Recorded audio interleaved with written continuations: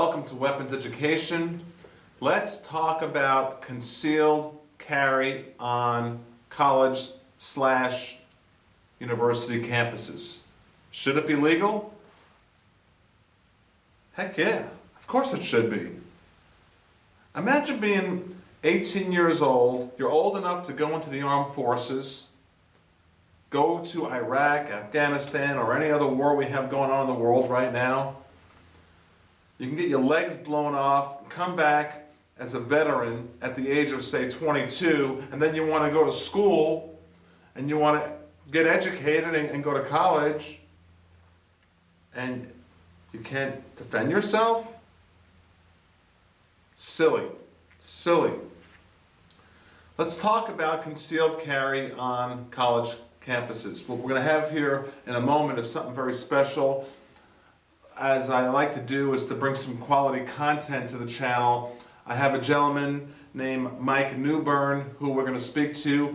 He's from Ohio State University, and he put together a Facebook group really trying to pull everyone on that campus over there together to get concealed carry. So he'll be here on the speakerphone momentarily. Let me give you my 2 cents here and let's get into it. Let's talk about this first of all. Virginia Tech. Okay, let me give you some stats on the Virginia Tech massacre. Could you fathom not being able to carry a couple of SIG P238s here I have on display to protect your life? You're an adult and you're in a free fire zone. It's absolutely hideous. Listen to these numbers. School shooting, April 16th, 2007. Some psychopath, I don't care what his problem was that day. I don't care if he had an argument with his girlfriend or his wife, is not happy with life, he's not on his medicine, he's drunk. I don't care. These psychopaths are going to keep going to free fire zones and they're going to take people out. Now, if this is not enough data to tell these colleges and universities that students need to protect themselves, I don't know what is. Okay, in 2 separate attacks in the same day, he had that much time. He's in a free fire zone. 2 hours apart, he goes and blows away a bunch of people. He ended up killing 32 people. 32. Plus wounding 25 others. 57 in total. Just walking around, blasting away. Yeah, we love law enforcement, but can they be there in a nanosecond to stop a psychopath like this? No. The students need to protect themselves. They need to arm themselves, whether it be a little SIG P238 or whatever firearm of their choice. We're going to get into some of the other issues here in a moment. And then, of course, the goofball committed suicide. It's the deadliest shooting incident by a single gunman in U.S. history. I'm going to say that again. Virginia Tech massacre is the deadliest shooting incident by a single gunman in U.S. history.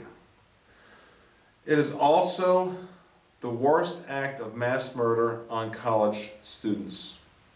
Now, there was another bad one where Syracuse University lost 36 students in a bombing on an airplane flight, Pan Am Flight 103.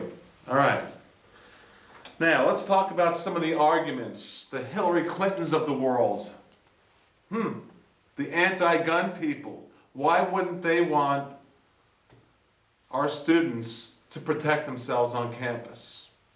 Okay, well, here's some of them, and I want you to throw your comments in. One argument. Guns on campus would lead to violent crime. Huh?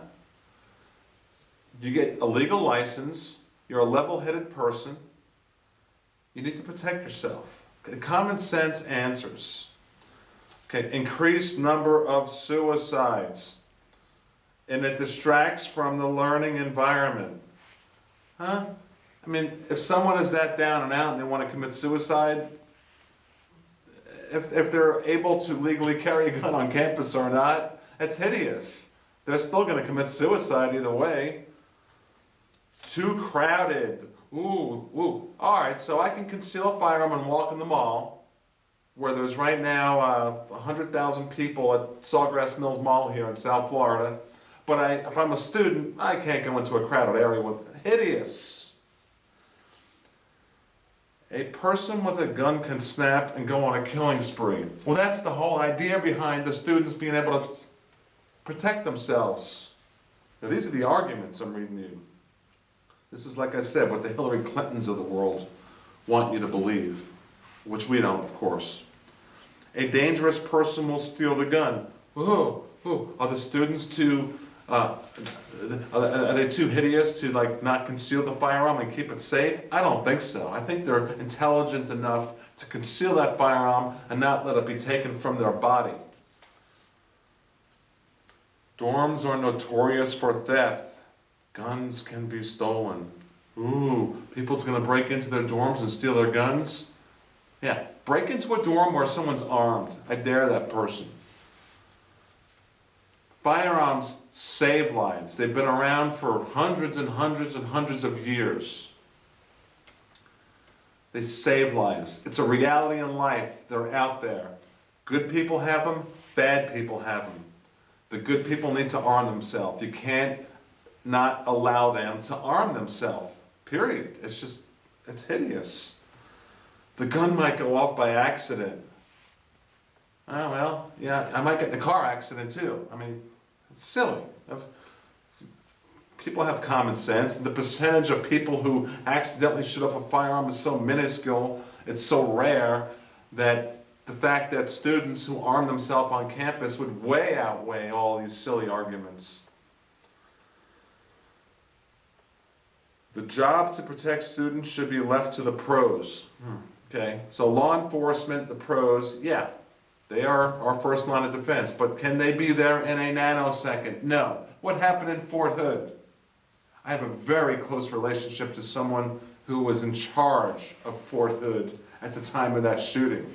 And someday when he retires, he'll be here and he'll be sitting on this set and to talk to you. He's a general. He's a general. I've known him since I'm 2 years old. And he agrees with me. People need to defend themselves. The Fort Hood shooting shouldn't have happened. Police officers have more training, so let the police do it. Well, of course police officers have more training. That's their job. That's their career over us concealed permit holders. We're level-headed people. And then alcohol comes into play too. They say, oh, college students, or they drink too much. Well, I'd like to think if you got a gun, you're smart enough to know not to carry it when you're out there drinking with your friends on one of those crazy nights that you guys do, you college students.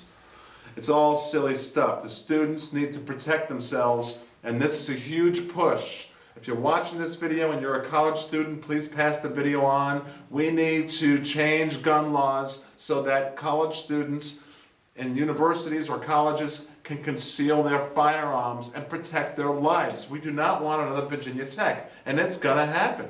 I mean, just think of it. If you're a psychopath and you want to go kill people, you're gonna go somewhere where no one can shoot you back. What I'm gonna do right now is get someone who's really got his heart into this and has done a lot for the gun community. And like I've always said, I'm really trying to enhance this channel so that we get other professionals, and in this case, an enthusiast like me, and somebody who's got a Facebook group. I'll put the link below, and he's trying to legalize concealed carry in Ohio. And his name is Mike Newburn. Let's get him on the phone. Let's talk to him. All right, what we have here is a very special interview with a gentleman named Mike Newburn. Mike, welcome to the show. Thanks for having me, Tom. It's a pleasure to be on. Well, I really appreciate what you're doing up there in Ohio for Ohio State, and I'm just going to talk to you openly. First of all, what you did was you started up a Facebook group, and it's really gone viral. I know you've got hundreds of people now who are pushing for your cause to allow concealed carry on your campus. Can you tell me about why you started this group? Yeah, well, actually, it's more than just a Facebook group. We're also an active student organization at Ohio State's campus.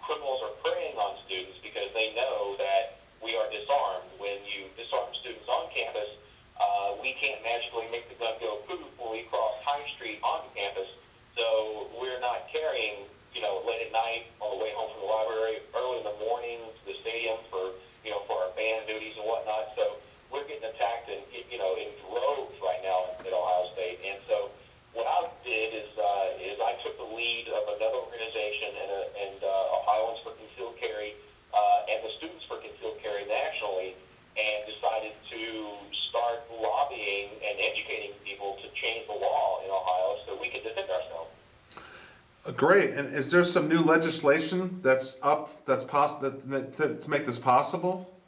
Well, we are working with a legislator right now to introduce some legislation next year that will remove the restrictions by Ohio Revised Code on college campuses, and hopefully we'll be able to start some great dialogue and start to educate people, and we'll get something passed real soon. Of course, as you know, these things take a few years, so we're in it for the long haul, but everything's lining up right for us to be where we need to be, in a decent amount of time. How many colleges or universities across the country allow students, do you know this, allow students to carry firearms? Do you know offhand? That's a great question. Right now, there are 70 universities nationwide that allow concealed carry on campus in states like Colorado, Oregon, Michigan, Utah, and Virginia.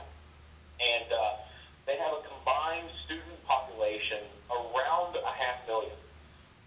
Once you factor in staff and faculty, and the ratio at Ohio State staff and faculty is about 1 for every 2 students, 1 for every 2.5 students.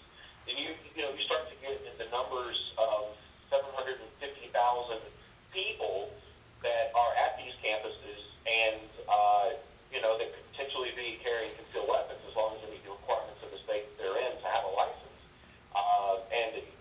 There hasn't been a single incident involving a firearm on those campuses since they've been doing it. That's huge. So what you're saying is 750,000 population, not one instance of a problem. That's correct. Yeah, not one instance on those campuses has there been is something involving a firearm. Now, when I say not one instance, I mean not a threat, not a suicide, not a gun theft at all on those campuses. Yeah, I spoke earlier about some of the arguments, things like violent crime would go up, it's silly. Suicide would go up, silly. The place is too crowded, silly.